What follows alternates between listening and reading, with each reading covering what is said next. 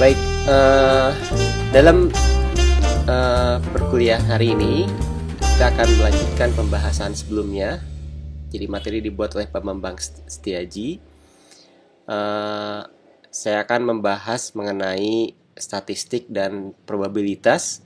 Secara khusus yang akan dibahas yaitu metode sampling gitu ya. Jadi bagaimana mendapatkan data sampel yang paling mewakili kondisi yang sesungguhnya. Bagaimana kemudian sampel kita mewakili probabilitas lah. Itu tujuan dari perkuliahan hari ini, dan nanti perkuliahan hari ini akan diakhiri dengan pembahasan mengenai histogram. Mudah-mudahan cukup waktunya ya. Mudah-mudahan kita bisa menyelesaikan perkuliahan sampai membahas histogram di hari ini. Baik, jadi sampling itu sebenarnya untuk apa? Dan sampling sebenarnya salah satu tujuan dari statistik. Malahan tujuan dari statistik itu adalah melakukan prosedur sampel dengan baik. Ada buku yang mungkin pernah saya jelaskan sebelumnya, yaitu How Lie with Statistics. Bagaimana kita sebenarnya bisa berbohong gitu dengan statistik. Caranya gimana ya? Udah sampelnya kita bikin nggak bener gitu ya. Jadi seolah datanya bagus, padahal data yang baik tersebut tidak didapatkan dari metode sampling yang tidak tepat gitu. Jadi sampling itu memiliki peranan yang sangat penting di dalam bidang statistik. Jadi metode untuk memilih anggota dari populasi. Jadi kalau kita ingin mensampel mahasiswa kan sebenarnya seolah mahasiswa kita misalnya bisa jadi terlihat sangat kurang baik karena yang kita sampel yang kurang baik. Tapi justru kebalikannya pun bisa terjadi. Seolah semuanya bagus karena yang disampel sangat baik semua. Jadi memilih dari anggota yang akan dijadikan bagian dari populasi untuk dipelajari itu termasuk kajian dari metode sampel. Malah ada bukunya sendiri ya, ada ilmunya sendiri sebenarnya metode sampling itu. Dan sampling itu harus acak gitu ya. Apabila sampel tidak dipilih secara acak, maka sangat mungkin akan bias sehingga data tidak mewakili populasi. Nanti akan saya berikan beberapa contoh-contoh sampel yang tidak acak itu seperti apa. Nah, cara buruk dalam melakukan sampling yaitu sampling yang nyaman, atau kita sebut dalam beberapa buku disebut dengan convenience sample. Convenience sample itu ya sampelnya itu sudah ada gitu ya, memilih sampel yang telah tersedia. Jadi sudah ada ya sudah kita pelajari. Misalnya kita melakukan wawancara dari orang yang lewat di jalan. Jadi kita kami ini sedang melakukan survei statistik, tapi caranya kita nunggu di depan kampus, terus begitu ada orang lewat kita tanya gitu ya. Misalnya apa pendapat Anda mengenai penanggulangan COVID di Kota Bandung misalnya. Itu merupakan cara sampel yang buruk. Kira-kira kenapa ya dengan bertanya orang yang lewat atau kita sebut dengan convenience sample itu bukan cara yang tepat? Apa kira-kira penjelasan dibalik bahwa kalau wawancara orang langsung itu kita sebut dengan cara buruk dalam melakukan sampel? Kenapa? Karena bisa jadi bahwa sampel yang diambil di jalan yang berbeda itu berbeda hasilnya. Jadi yang dilewat di depan kampus ya kemungkinan besar orang-orang yang berkepentingan gitu ya. Begitu jalan dari kampus, mungkin orang itu keluar dari kampus menuju misalnya mau makan siang atau menuju ke Masjid Salman misalnya mau sholat. Dan juga orang yang di waktu yang berbeda mungkin kita akan mendapatkan sampel yang berbeda dan mungkin juga opini yang berlainan. Jadi kemudian convenience sample, mewawancarai langsung, kitanya yang diem, sampelnya yang datang, itu bukan dianggap sebagai cara yang baik dalam melakukan sampling. Contoh yang tidak baik lagi adalah sampel yang volunteer. Jadi misalnya kita bertanya dulu, oh siapa nih yang akan bersedia diwawancara gitu ya untuk mengumpulkan data. Jadi dari grup populasi misalnya mahasiswa dari FITB, terus oh kami akan melakukan sampel mengenai pendapat mahasiswa mengenai suatu persoalan, misalnya persoalan yang tadi yaitu penanganan COVID di Kota Bandung. Nah kemudian mahasiswa ada yang ngacung, oh saya punya pendapat gitu ya.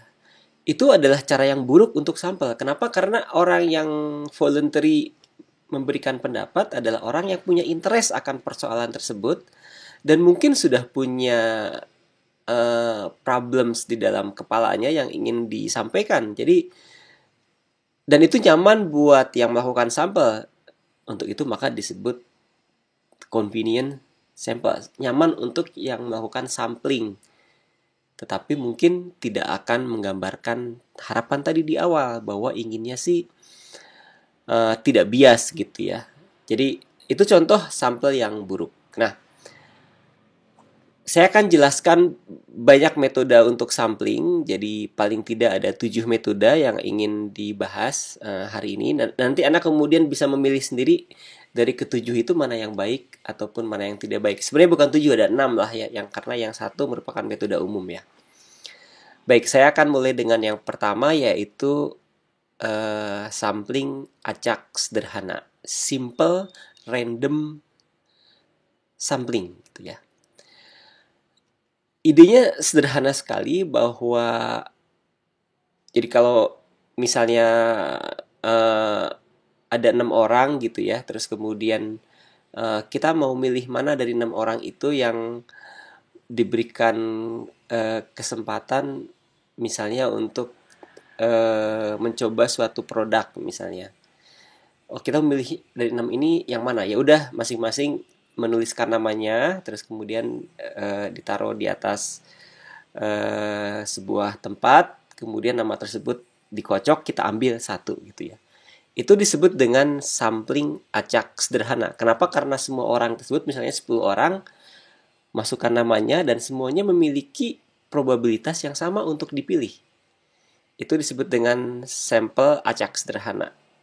Dan itu merupakan bagian dari sampel acak ya, sampel acak. Jadi ya sederhana ya karena sederhana sekali gitu ya. Dan ini salah satu random sampling yang baik sebetulnya, yang ideal. Itu yang pertama. Jadi yang pertama adalah sampling acak sederhana. Nah yang kedua adalah sampling acak berlapis atau stratified. Kenapa kemudian kalau sudah sederhana sudah bisa, kenapa kemudian kita harus pakai stratified gitu ya? Kira-kira apa idenya harus dilapis gitu? Bisa jadi karena kemudian sampel kita begitu banyak gitu. Jadi sampel kita begitu banyak yang padahal sebenarnya bisa jadi mahasiswa itu punya karakteristik yang berbeda gitu ya.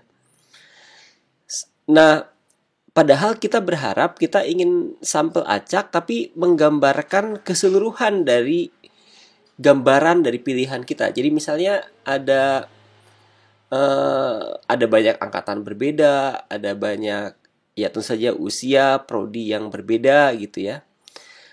Nah, untuk itu maka agar kemudian kita bisa samplingnya tidak terlalu rumit, tidak terlalu banyak, maka pertama kita bagi menjadi lapisan yang pertama yaitu angkatan dulu. Mungkin samplingnya tidak berhubungan dengan angkatan. Jadi samplingnya misalnya seperti tadi, mahasiswa mana yang akan diberi kesempatan untuk mencoba suatu produk gitu ya. Misalnya ada produk baru, misalnya ada handphone baru yang ingin diperkenalkan di kampus, terus kita mau ngasih ke siapa nih mahasiswa. Jadi produknya tidak terkait dengan angkatan, tetapi agar lebih banyak ataupun sebarannya tidak terpaku pada satu angkatan, ya sudah di strata dulu, dibagi berdasarkan angkatan dulu. Setelah dibagi dengan perwakilan yang tepat, setelah itu baru disampling simple random. Sampling acak sederhana dilakukan di setiap angkatan. Jadinya kan kemudian kampus ITB misalnya dibagi jadi 4 angkatan aktif gitu ya. Nah, begitu yang dapat ada 4 angkatan berbeda, random tapi diharapkan suaranya unik gitu ya. Mungkin anak DPB bersuara apa mengenai produk tersebut. Yang tingkat 2 bagaimana penggunaan produk tersebut buat keperluan kuliah online misalnya, dan seterusnya. Nah, itu yang disebut dengan sampling berlapis atau stratified sampling. Nah, kemudian ada lagi yang ketiga, yaitu sampling kuota. Ini sebetulnya sampling stratified, tetapi kemudian kita memberikan batasan gitu ya. Karena kalau mensampel acak seluruh angkatan di ITB itu banyak sekali, ya sudah, angkatan 2019 dibatasi 10 orang lah gitu ya. Sementara angkatan 2020 karena dianggap lebih baru, kita kasih 50, angkatan yang lain kemudian angkanya berbeda. Itu disebut dengan sampling kuota. Anda mungkin bisa kritis, kira-kira apa kelebihan dari sampling kuota? Sampling kuota itu bagus karena kita bisa mengontrol jumlah sampel yang kita inginkan. Kalau yang tadi kan strata ya semuanya tapi dibagi gitu ya. Jadi ribetnya di perangkatan. Tapi kalau ini kan nggak ribet kan? Karena kemudian sampelnya terkontrol jumlahnya. Problem dari sampling kuota bisa jadi kemudian tidak menggambarkan kondisi random yang sesungguhnya. Bisa jadi ini merupakan satu sampel yang bias. Jadi sampling kuota termasuk sampling yang tidak direkomendasikan apabila kita berharap untuk mendapatkan hasil yang tidak bias. Nah, kemudian yang keempat ada sampling cluster. Ini adalah salah satu contoh dari sampling stratified juga, tetapi di cluster berdasarkan tujuannya.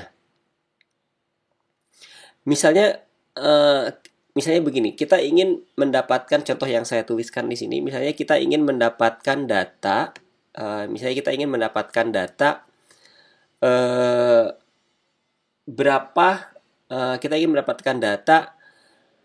berapa pengeluaran mahasiswa berdasarkan asal daerahnya. Jadi kan sudah jelas ya, pengeluaran mahasiswa berdasarkan asal daerahnya. Maka caranya kemudian mahasiswa dibagi berdasarkan daerahnya dulu, tapi mungkin gede-gede gitu ya, Kalimantan. Setelah itu baru dilakukan sampling. Nah, itu termasuk stratified tetapi lebih fokus ke dalam cluster case sesuai dengan tujuan dari proses samplingnya. Oke, mudah-mudahan kebayang ya apa yang dimaksud dengan hal tersebut. Baik, saya akan teruskan kembali, yaitu dengan sampling acak. Sebenarnya sampling acak itu ya yang tadi lah, dia membawahi semua metode sampling yang acak ya, tapi kuota itu bukan contoh sampling acak sebetulnya. Bukan sampling acak yang baik ya. Nah, kemudian mungkin saya akan lanjutkan, yaitu sampling acak match. Sampling acak match sebetulnya tidak terlalu lazim kalau di bidang kita, tetapi ini cocok untuk bidang-bidang yang kemungkinan perlu pengujian yang memastikan bahwa data yang terpilih mewakili dua ekstrim yang berbeda. Contohnya apa? Contohnya adalah misalnya kita ingin mensampel pengaruh obat. Misalnya tadi pengaruh dari vaksin COVID gitu ya. Maka kemudian kita pilih pengaruh terhadap orang yang sedang sehat dan pengaruh terhadap orang yang berpenyakit tertentu, misalnya dia punya penyakit bawaan. Maka samplingnya ya harus ekstrim gitu ya. Satu yang sehat, satu yang punya penyakit bawaan, kemudian dirandomkan. Jadi kemudian dikelompokkan dulu.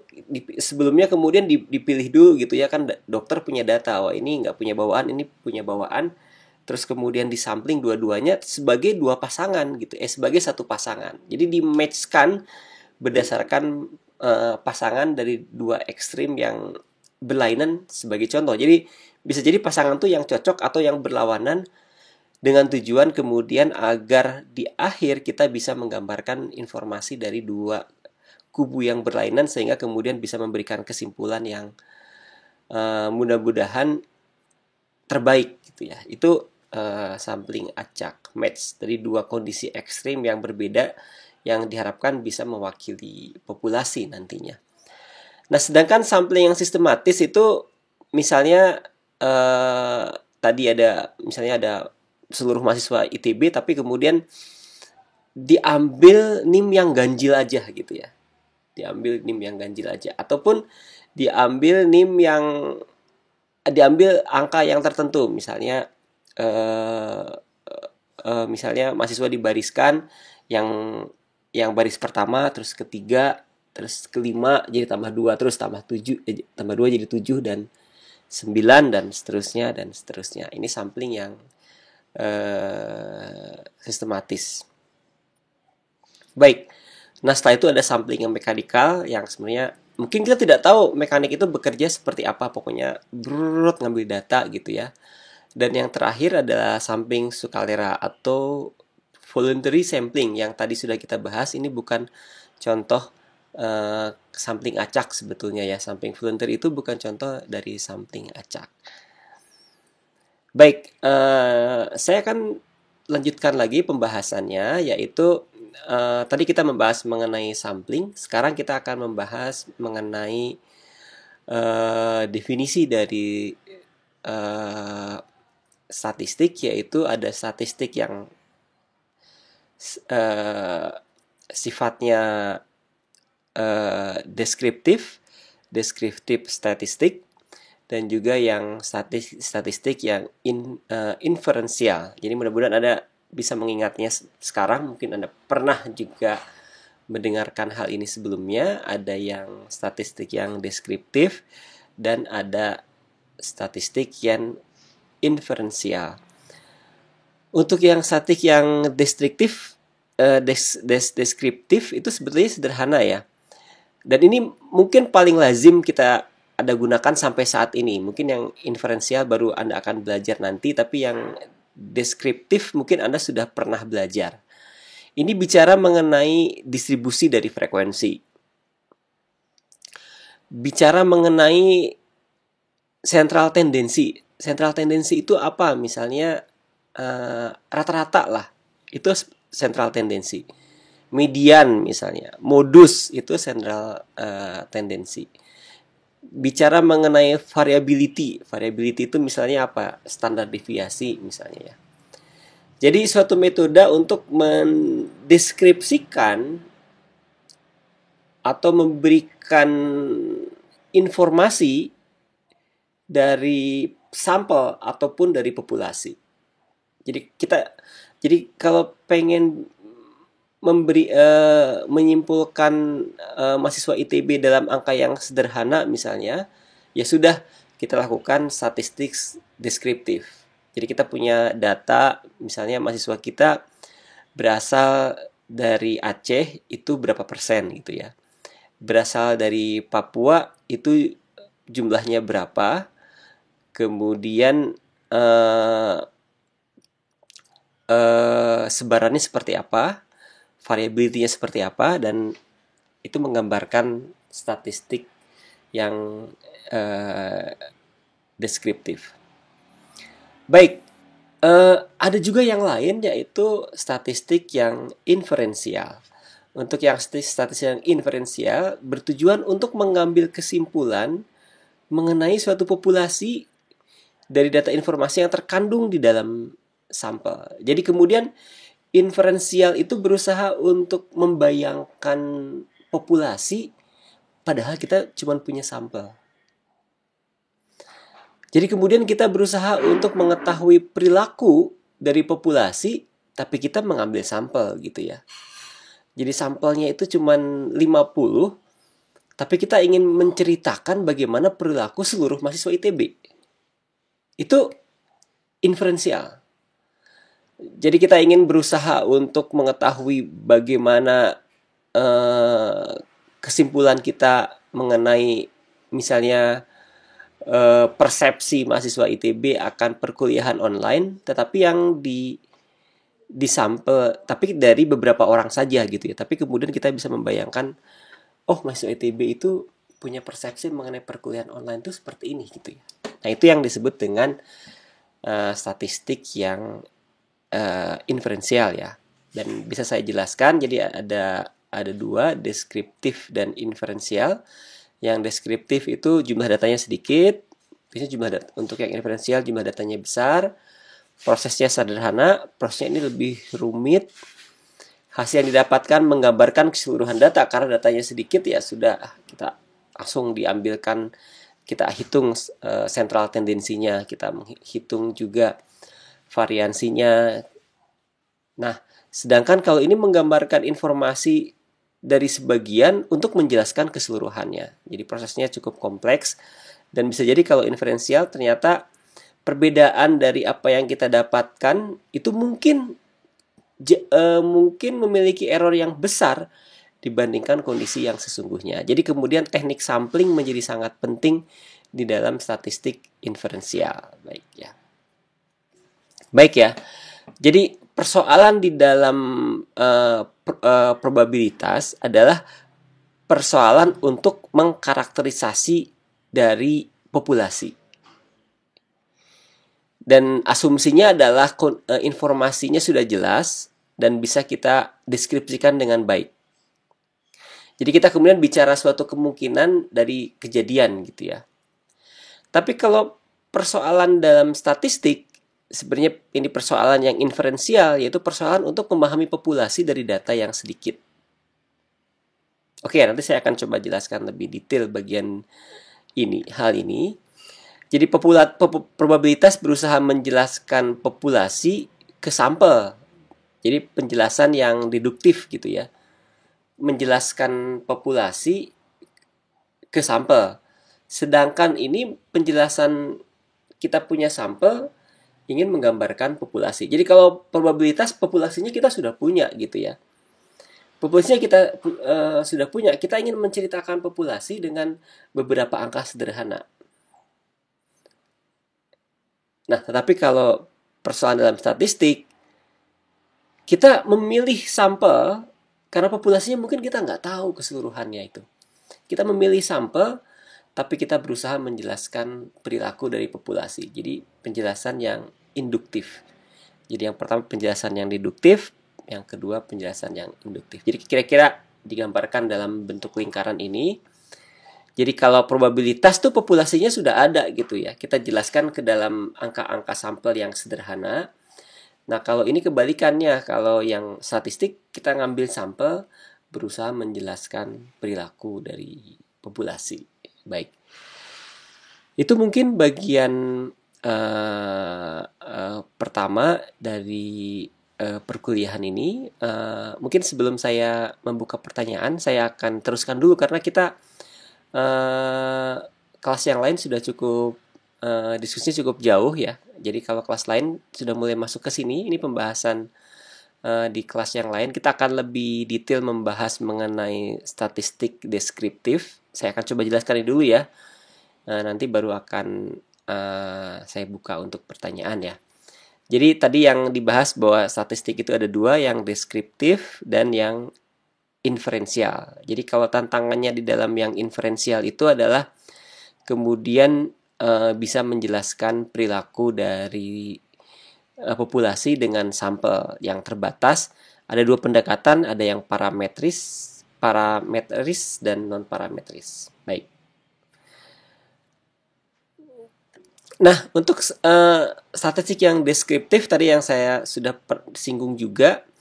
Jadi menjelaskan perilaku dari populasi ataupun bisa juga perilaku dari sampel dengan melakukan analisis macam-macam ya, bisa dengan grafis ataupun kalaupun sebenarnya dengan grafis sekalipun sebetulnya informasi numerisnya pun harus ada kan, numeris terus kemudian digrafiskan, dan era sekarang tuh justru era grafis ya.